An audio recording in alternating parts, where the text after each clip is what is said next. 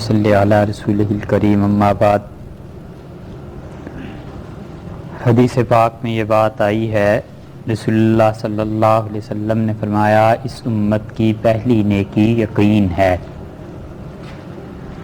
اس کا مطلب یہ ہے کہ جس انسان کو یقین مل گیا اور جس انسان نے اپنے یقین کو استوار کر لیا، اس انسان کی باقی نیکیاں اس بنیاد پر اٹھتی چلی جائیں گی، اور جس انسان نے یقین کی نیکی کو نہیں بنایا اس انسان کی باقی نیکیاں کم درجے کی ہوتی چلی جائیں گی۔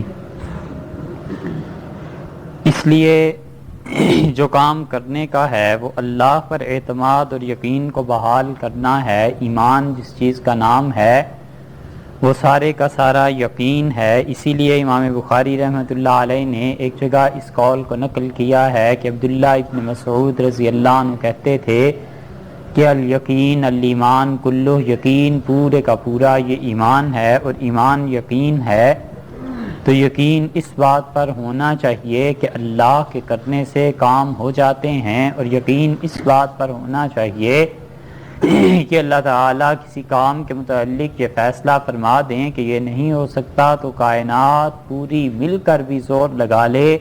اللہ کی وحدانیت ایسی غالب ہے، اللہ کی قدرت ایسی غالب ہے کہ کسی کا زور نہیں چلتا، اور ہو کے وہ رہتا ہے جو اللہ فیصلہ فرما لیں اور جو اللہ طے کر دیں۔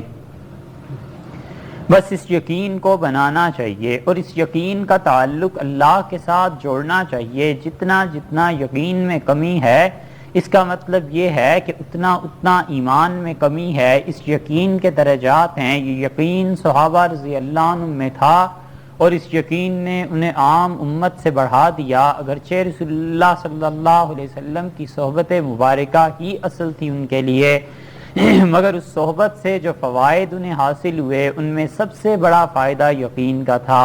اور یہ یقین ایسی چیز ہے کہ انبیاء علیہ الصلوۃ والسلام نے ورثے میں چھوڑی ہے۔ سارے حالات ناموافق، ساری کی ساری فضائیں ان کے مخالف، اور ایسے لگتا تھا جیسے یہ کشتی اب ڈوبی کہ جب ڈوبی، مگر اللہ پر یقین، اللہ پر اعتماد بڑی بڑی مشکلات سے انہیں نکال کر لے گیا۔ تو اللہ پر یقین ہونا چاہیے پورے کا پورا، اور رسول اللہ صلی اللہ علیہ وسلم کی زبان پر کہ جو انہوں نے کہا ہے سچ کہا۔ اور اس یقین کی کمی انسان کو پیچھے دھکیلتی ہے، اس کے نقصانات ہوتے ہیں، یہاں تک کہ جب یقین بالکل کم ہو جائے تو پھر ہوتے ہوتے کفر تک پہنچ جاتا ہے۔ اللہ کے رسول صلی اللہ علیہ وسلم ایک بات کرتے ہیں اور اس کو یقین اس بات پر نہیں آتا، اپنے جیسے انسانوں سے سن کے یقین آ جاتا ہے، گناہ گار آدمی کی زبان اسے یقین دلائے اس سے یقین آ جاتا ہے۔ ایک خط پڑھتا ہے جس کے متعلق ابھی پوچھنا باقی ہے کہ یہ واقعی فلاں آدمی نے لکھا ہے، اس پہ یقین آ جاتا ہے، مگر اللہ کے کہے پہ یقین نہ کرے۔ یہ سوچئے کس بات کی علامت ہے؟ یہ انبیاء علیہ الصلوۃ والسلام اس قدر یقین تھا اللہ کی ذات پر ان کا کہ وہ ایک سامنے ہے منظر اور بحیرہ کلثم ہے، اور لوگ ان کے ساتھ ہی چیخ رہے ہیں، اور وہ کہتے ہیں کہ انا لمدرکون، ہم یقیناً پکڑے جائیں گے۔ یہ سامنے بحیرہ کلثم ہے اور دریا میں راہ کیسے بنے گی، اور پیچھے فرعون ساری افواج لاؤ لشکر سمیت آ چکا ہے، بنے گا کیا؟ دیکھا یقین نے کیا کیا؟ انہوں نے کہا کلا ان معی ربی، ہرگز نہیں، اللہ میرے ساتھ ہیں، سیہدین، وہ یقیناً کوئی راہ پیدا کرے۔ 1,00,000 آدمیوں میں ایک صاحب یقین ہو تو وہ 1,00,000 آدمیوں کا ایمان بن جاتا ہے، اس لیے کہ وہ یقین جو اس کے دل میں ہے، وہ جنریٹر جو وہاں لگا ہوا ہے وہ سب میں یقین کو پیدا کرتا چلا جاتا ہے۔ اللہ تعالیٰ نے اسی لیے متعدد جگہ پر قرآن کریم میں یہ بات بیان کی کہ اللہ پر یقین، اللہ پر اعتماد، اللہ پر بھروسہ، وَعَلَى اللَّهِ فَلْيَتَوَكَّلِ الْمُؤْمِنُونَ، اور ایمان والے اللہ پر بھروسہ کرتے ہیں، وَعَلَى اللَّهِ فَلْيَتَوَكَّلِ الْمُتَوَكِّلُونَ، توکل کرنے والے اللہ پر توکل کرتے ہیں۔ انبیاء علیہ السلام اللہ پر توکل کرتے ہیں۔ بار بار اس چیز کی دعوت دیتا ہے کہ دیکھو اگر میں تمہارا نفع کرنا چاہوں تو کوئی ایسا نہیں ہے جو نقصان کر سکے، اور اگر ہم نہ دینا چاہیں تو فلا راد لفضلہ، اللہ کے فضل کو کوئی روک نہیں سکتا، ہم نہ دینا چاہیں کوئی دلا نہیں سکتا، اور ہم دینے کا فیصلہ کر لیں تو کوئی ایسا نہیں ہے جو بندش اور رکاوٹ ڈال دے، یہ یقین اللہ پر ہو جائے، یہ اعتماد اللہ پر ہو جائے کہ جو اس نے وعدے کیے ہیں وہ سچ کیے ہیں، اس کا یہ وعدہ ہے کہ جنت ملے گی، یہ اس پر اطمینان ہونا چاہیے کہ اس نے اعمال صالح اور فضل کی بنیاد قرار دی ہے، اس نے کہا میں اپنے فضل کو اور مہربانی کے ساتھ تمہاری آخرت درست کروں گا، اس پہ یقین ہونا چاہیے کہ ہم جو اعمال کرتے ہیں اس کا نتیجہ سامنے آئے گا، اس پر یقین ہونا چاہیے کہ رسول اللہ صلی اللہ علیہ وسلم نے جس جہنم کی اطلاع دی ہے یقیناً لوگ اس میں جلیں گے، یقیناً اپنے کیے برے کا برا پائیں گے، اس پر یقین ہونا چاہیے کہ اللہ کے سارے وعدے سچے ہیں۔ اللہ نے فرمایا ہے وَمَنْ أَصْدَقُ مِنَ اللَّهِ قِيلًا، اور لوگوں اللہ سے زیادہ سچی بات کس کی ہو سکتی ہے؟ سورہ نساء میں فرمایا ہے وَمَنْ أَصْدَقُ مِنَ اللَّهِ حَدِيثًا، لوگوں اللہ سے زیادہ سچ بولنے والا کون سا ہو سکتا ہے؟ کدھر بہ کے چلے جا رہے ہو؟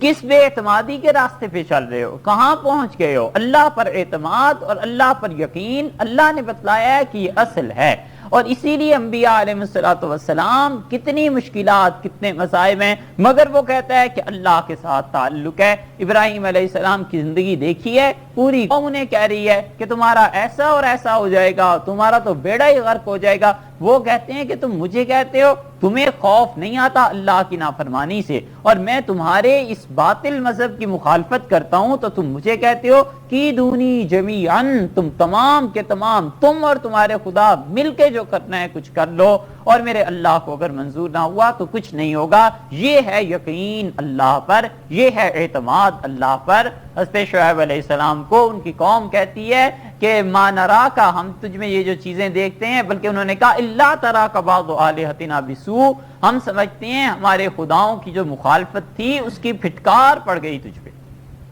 تو اسی لیے بہکی بہکی باتیں کرتا ہے۔ اور حضرت شعیب علیہ السلام نے کہا بات یہ نہیں ہے، تم جو کرنا چاہو کر لو، اپنی پوری تدبیریں کر لو، اور اگر میرے اللہ نے میرے لیے کوئی چیز نہیں لکھی نقصان کی، تم میرا کچھ نہیں بگاڑ سکتے۔ اور ابراہیم علیہ السلام نے کیسا شاندار جواب دیا ہے، انہوں نے کہا تمہیں خدا کا خوف نہیں ہے، تمہیں خدا سے ڈر نہیں ہے جو سب کچھ کر سکتا ہے، اور مجھے ان سے ڈراتے ہو جو کچھ نہیں کر سکتے۔ تو بات اتنی سی ہے کہ انسان کا یقین کامل ہونا چاہیے، اللہ پر اعتماد کامل ہونا چاہیے، اللہ نے جو وعدے کیے ہیں وہ یقیناً پورے ہونے والے ہیں، اللہ نے جو کچھ بیان کیا ہے وہ یقیناً ہونے والا ہے۔ رسول اللہ صلی اللہ علیہ وسلم نے اس یقین کی دولت دنیا کو دی ہے، اس یقین کی دولت صحابہ کرام رضی اللہ عنہ میں تھی، یہ یقین تھا امیر المومنین کا، اور انہوں نے خط لکھا اور کہا یہ دریائے نیل کے میں ڈال دینا، اور پھر دیکھو کیا ہوتا ہے، نیل کے سیلاب میں بندش آ گئی، اس اللہ کے بندے کا یقین وہاں پر کام آیا ہے۔ یہ صحابہ کرام رضی اللہ عنہ ان کی زندگیاں عبارت ہیں اس یقین سے۔ حضرت ابوبکر رضی اللہ عنہ سے بڑے بڑے پہاڑ چٹانیں عزم اور یقین کی، وہ کہتی ہیں کہ ابوبکر نہ بھیجو رضی اللہ عنہ، اس لشکر کو مت بھیجیے، یہ ہو جائے گا یہ ہو جائے گا، اور اسامہ کو آپ بھیج رہے ہیں، یہ چیزیں۔ حضرت عمر رضی اللہ عنہ جیسا انسان جو عزم اور یقین کی چٹان ہے، وہ کہتا ہے کہ ابوبکر نہ بھیجیں، کیا ہوگا بعد میں؟ اور حضرت ابوبکر رضی اللہ عنہ کہتے ہیں عمر تیری ماں تجھے گم کرے، اسامہ کو رسول اللہ صلی اللہ علیہ وسلم امیر مقرر کر دیں، اور تو مجھے مشورہ دیتا ہے کہ میں امارت بدل دوں۔ اللہ کی قسم جس جھنڈے کو رسول اللہ صلی اللہ علیہ وسلم نے اپنے ہاتھ سے باندھا ہے، ابوبکر بالکل اس کو نہیں اتار سکتا۔ سارے لوگ کہہ رہے ہیں کہ ابوبکر رضی اللہ عنہ سے حالات مخدوش ہیں، دشمن زیادہ ہیں، فوج کدھر جائے گی، کس کس کا مقابلہ ہوگا، لوگ کیا کریں گے؟ اور حضرت ابوبکر رضی اللہ عنہ نے کہا اللہ کی قسم امہات المومنین کے، میری بیٹی عائشہ رضی اللہ عنہ کے پاؤں سے کتے آ کے لپٹ جائیں اور اسے کاٹ کھائیں، اتنی مدینہ منورہ میں ویرانی ہو جائے کہ ایک آدمی نہ رہے، تو بھی میں یہ لشکر بھیج کر رہوں گا۔ رسول اللہ صلی اللہ علیہ وسلم نے اسے روانہ کرنے کا فیصلہ کر دیا تھا۔ اس ایک آدمی کا یقین 1,00,000 صحابہ رضی اللہ عنہ پہ بھاری ہو گیا ہے۔ نتیجہ اس کا کیا نکلا؟ نتیجہ یہ نکلا کہ وہ پورے عربوں میں بغاوت بیٹھ گئی، جدھر سے وہ لشکر گزرا ہے لوگوں نے کہا ان کے پاس تو بڑی فوج ہے، حالات کیسے نامساعد ہیں، حالات کیسے خراب ہو رہے ہیں، کیسی کیسی بغاوتیں ہیں، لیکن اس کے باوجود یہ جو لشکر بھیج رہے ہیں تو اس کا مطلب یہ ہے کہ ان کے پاس کچھ نہ کچھ ہے۔ یہ ہے وہ یقین کہ ایک آدمی کا یقین پوری امت جو اس وقت تھی اس پہ بھاری ہو گیا۔ یہ ہے یقین کی دولت، جتنی کسی کے دل میں آ جائے گی اتنا ہی اللہ کا قرب سے ملے گا۔ جتنی یہ یقین کی دولت سے نوازا جائے گا اتنا ہی اللہ پر اعتماد کر لے گا۔ حضرت علی رضی اللہ عنہ بیٹھے ہیں اور مقدمہ پیش ہوا کوفہ میں، اور امیر المومنین دیوار کے سائے میں بیٹھ کے مقدمے کا فیصلہ کر رہے ہیں۔ ایک گزرتا ہے، کہتا ہے امیر المومنین اٹھ چاہیے، دیوار گر جائے گی آپ پہ۔ اور حضرت علی رضی اللہ عنہ سے کہا تو بالکل فکر نہ کر، ہم پہ گرے گی نہیں گرے گی، تو اپنا کام کر۔ پورا فیصلہ انہوں نے لکھا، اٹھ کے ہٹے ہیں اور دیوار گر گئی۔ یہ کس چیز نے اسے روک رکھا تھا؟ اللہ کی قدرت نے۔ اور اللہ کی قدرت کس کے ساتھ تھی؟ وہ اس آدمی کے ساتھ تھی جس کے دل میں اللہ کے وعدوں پر یقین تھا۔ بس یہ دولت مٹ گئی ہے، بس یہ ایمان کی کڑی ختم ہوتی جا رہی ہے، اور بہت موہوم امیدیں دل میں رہ گئی ہیں۔ اپنے جیسا انسان ایک دھمکی دے جاتا ہے، ساری رات نیند نہیں آتی، اور اللہ پر کوئی اعتماد ہی نہیں ہے، اللہ پر کوئی بھروسہ ہی نہیں ہے۔ اللہ تعالیٰ نے اسی لیے کھلے لفظوں میں کہا ہے ان جندنا لہم الغالبون، ہم اپنے لشکر کو غالب رکھیں گے، انہم لہم المنصورون، جو ہمارے کام کریں گے ہم ان کی نصرت کریں گے، ہم ان کی مدد کریں گے۔ حقا علینا نصر المومنین، ہمارا فرض بنتا ہے کہ ہم ایمان والوں کی مدد کریں۔ یہ ایمان والے چاہیے۔ یہ بدر میں وہ ایمان والے اکٹھے ہو گئے تھے، اتنا ایمان، ایسا یقین تھا کہ پوری کائنات کا فیصلہ اس دن ہونا تھا۔ اگر یہ پٹ جاتے اللہ کی زمین پر، خدا کی عبادت ختم ہو جاتی، اور اس دن اللہ نے اپنی عبادت، اس دین کی بقا کا فیصلہ فرمایا ہے۔ ان لوگوں کا یقین تھا، یہ یقین انہیں کہاں سے کہاں لے گیا ہے۔ اسی لیے رسول اللہ صلی اللہ علیہ وسلم نماز میں پڑھتے تھے اللہم لا مانع لما اعطیت، اللہ جو چیز آپ دینا چاہیں کوئی روک نہیں سکتا، ولا موتیہ لما منعت، اور اللہ جس چیز کو آپ منع کر دیں کوئی دے نہیں سکتا، ولا راد لما قضیت، اور اللہ جو فیصلہ آپ کر دیں کسی کی مجال ہے اس پہ نظر ثانی کر سکے، اس فیصلے کو روک سکے، ولا ينفع ذا الجد منک الجد، اور اللہ کسی بڑے کی بڑائی تیرے سامنے کچھ کام نہیں دیتی۔ یہ ہے یقین، اور یہ یقین بنتا ہے جب دلوں کے بت ٹوٹتے ہیں۔ کس کس چیز کا بت بنا رکھا ہے، کتنے بت اپنے دل میں سمائے ہوئے ہیں۔ اللہ کی توحید کی بات کرتا ہے اور دل کے بتوں کو دیکھے، دل میں کس کس کا بت سجا رکھا ہے۔ اپنے جیسی مخلوق سے نفع اور نقصان ہونے کی توقع، وہ مخلوق جس کا انتقال ہو گیا اور اللہ کے یہاں پہنچ کے ان سے نفع اور نقصان کی توقع، اور اس سے بھی بڑھ کر خود اپنی ذات کے متعلق یہ کہنا کہ میں ایسا اور میں ایسا، اور اللہ کا فضل اگر ہٹ جائے اور خدا کی مہربانی ہٹ جائے تو پھر صفر سے ضرب سے دے لو، کچھ باقی نہیں رہتا۔ یہ بت جب تک نہیں ٹوٹتے دل کے تب تک اللہ یقین اور اللہ پہ اعتماد نہیں آتا، اور جب یہ بت ٹوٹ جاتے ہیں پھر پوری کائنات ایک طرف رخ کر لے، یہ اللہ کا بندہ اللہ کے ساتھ قائم رہتا ہے، اس یقین اور اعتماد پر چلتا رہتا ہے جو اللہ پر اسے بھروسہ ہوتا ہے۔ اللہ نے فرمایا ہے من یتوکل علی اللہ فہو حسبہ، جو ہم پر بھروسہ کر لے ہم اس کے لیے کافی ہو جاتے ہیں۔ ان اللہ بالغ امرہ، اللہ اپنے کام پورے کر کے رہتا ہے، اور پھر اللہ تعالیٰ ایسے اسباب پیدا کر دیتا ہے یرزقہ من حیث لا یحتسب، ہم اس کے کام وہاں سے کرتے ہیں جہاں کے متعلق اس کا تصور بھی نہیں ہوتا۔ بس یہ یقین کی دولت پیدا کرنے کی بات ہے۔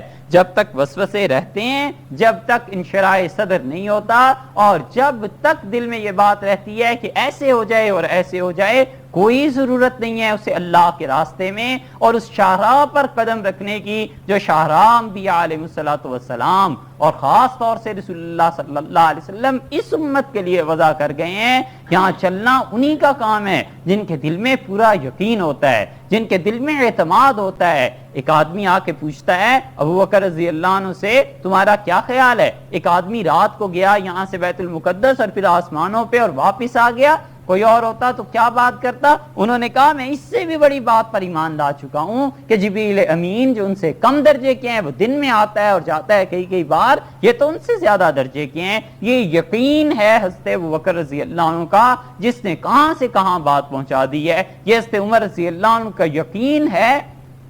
ایران جیسی طاقت سے ٹکر لے لی، ایران کی اس زمانے میں حیثیت کسی طرح بھی اس سے کم نہیں تھی، جو آج ہماری نظروں میں امریکہ اور یہ انگلینڈ سمائے ہوئے ہیں کسی طرح اس سے کم نہیں تھی، مگر وہ اللہ کے بندے جا کے ٹکرائے ہیں، پاش پاش کر دیا ہے انہوں نے، سلطنتوں کو ٹکڑے ٹکڑے کر دیا ہے، ان کی عورتیں بٹ گئیں، ان کی زمینیں تقسیم ہو گئیں، ان کے اموال غنیمت بن گئے اور ان کی جانیں ہلاک اور برباد ہو گئیں۔ یہ ان چند آدمیوں کا یقین تھا، مٹھی بھر آدمیوں کا، جن کی پرورش فقر و فاقہ میں ہوئی تھی، مگر مگر وہ جتنے ظاہر کے نادار تھے باطن میں اتنے ہی یقین کی دولت سے مالا مال تھے. انہیں پتا تھا اللہ ساتھ ہے اور انہوں نے اس بنیاد پر جو کام شروع کیا ہے یہ اس کا صدقہ اور نتیجہ ہے کہ آج ہم یہاں بیٹھ کے کلمہ پڑھ لیتے ہیں اور آج ہم یہاں بیٹھ کے کام کر رہے ہیں دین کا. جو بھی ہو سکتا ہے کسی انسان سے مگر یہ اس یقین کی بدولت ہے. تو اس لیے یقین پیدا کرنا چاہیے, اللہ پر بھروسہ پیدا کرنا چاہیے, اللہ پر اعتماد ہونا چاہیے, اپنے اور اللہ کے درمیان کسی بت کو نہ آنے دے, مالک کے فیصلوں پر پوری طرح راضی ہو جائے. رسول اللہ صلی اللہ علیہ وسلم نے فرمایا مجھے ایسے کر دیجئے لا احبو, اللہ میں اس چیز کو پسند نہ کروں جس کو آپ نے مؤخر کر دیا ہے, اور اس چیز میں جلدی نہ مچاؤں جسے آپ نے مؤخر کر دیا, اور اس چیز میں تاخیر کو پسند کرنے والا نہ بن جاؤں. مما عجلتا, اللہ جو آپ مجھے جلدی دینا چاہتے ہیں, بندہ بالکل حق تعالی شانہ کی مشیت اس کے فیصلوں کے ساتھ ایسے ہو جائے جس طرح مردہ زندوں کے ہاتھ میں ہوتا ہے, وہ اسے پلٹتے ہیں, الٹتے ہیں, اٹھاتے ہیں, بٹھاتے ہیں. بس مالک پر یقین اتنا ہونا چاہیے کہ جو وہ کرتے ہیں صحیح کرتے ہیں, میری خیری کے کام ہو رہے ہیں, یہ ساری چیزیں میری ہو رہی ہیں. یار ماں در فکر ماں, میرا دوست میری فکر میں ہے, در کار ماں آزار ماں, میرے کام کرتا رہتا ہے, میری پریشانیاں وہ دیکھتا رہتا ہے. یہ اللہ پر یقین ہے. یہ ہے جو چیز رسول اللہ صلی اللہ علیہ وسلم نے فرمائی اس امت کی پہلی نیکی یقین ہے. اس یقین کو بڑھائیے, اس کی پریکٹس کیجئے. کس طرح اللہ پر اعتماد پیدا ہوتا ہے یہ سیکھیے, اور جب یہ یقین پیدا ہو جائے تو ایک آدمی لاکھ پر بھاری ہو جاتا ہے, ایک سلطنت کروڑوں پر بھاری ہو جاتی ہے. ایک آدمی بیٹھ کر مدینہ منورہ میں ہزاروں لاکھوں مربع میل کی سلطنت چلا رہا ہے. اللہ پر یقین اور اعتماد اس انسان کا کامل ہے. خدا نے اپنے بندے کو نہیں چھوڑا, بس اس کی کمی آتی چلی جا رہی ہے. آپ جو یہاں ہیں اللہ پر اعتماد بنائیے, اللہ پر یقین بنائیے, اللہ پر بھروسہ کرنا سیکھیے, اور پھر اس بھروسے پر آگے بڑھیے. اللہ تعالی ہمیں اور آپ کو عمل کی توفیق